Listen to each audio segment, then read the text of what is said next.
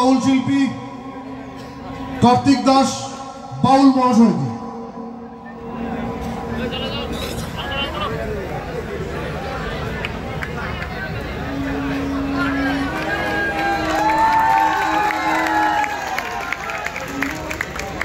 জয় হাততালি হবে কার্তিক দাস বাউলের জন্য একবার। ভীষণ প্রিয় শিল্পী আমাদের উত্তরবঙ্গের যারা মানুষ আমরা রয়েছি, রাজবংশী মানুষ, দেশি মানুষ, যারা লোকগীতিকে ভালোবাসি, লোকগীতি প্রিয় মানুষের জন্য একটা বিখ্যাত শিল্পী। আমরা উপভোগ করবো তার গান। সেই বিখ্যাত মানুষটির নাম কার্তিক দাস বাউল। টিভির পর্দায় দেখেছেন, জি বাংলার পর্দায় দেখেছেন, আকাশ বাংলার পর্দায় দেখেছেন, বিভিন্ন চ্যানেলে দেখেছেন।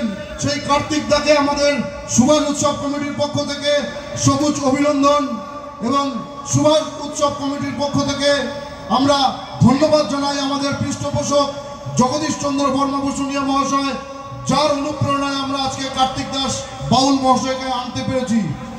কার্তিক দাস বাউলকে সম্মানীয় বিখ্যাত শিল্পী যিনি, ওনাকে বরণ করানোর জন্য অনুরোধ করব আমাদের সাংস্কৃতিক দপ্তরের যুগ্ম সভাপতি রাজা সরকার মহাশয় এবং উৎসব কমিটির অন্যতম সদস্য কর্ণ বর্মন মহাশয়কে।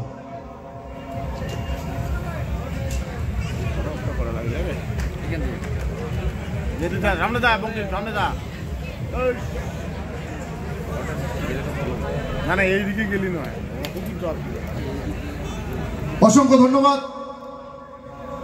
কার্তিক দার প্রোগ্রাম উনি একটু পরেই মঞ্চে আসবেন।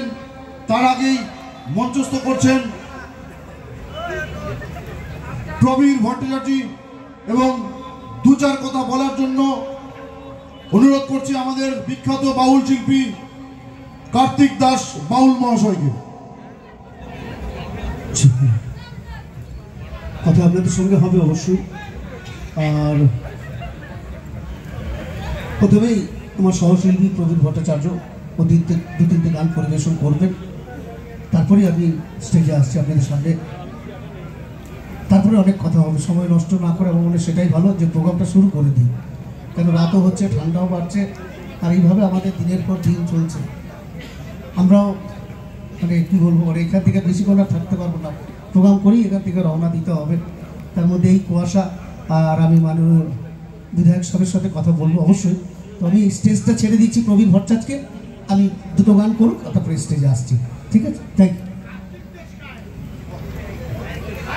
অসংখ্য ধন্যবাদ।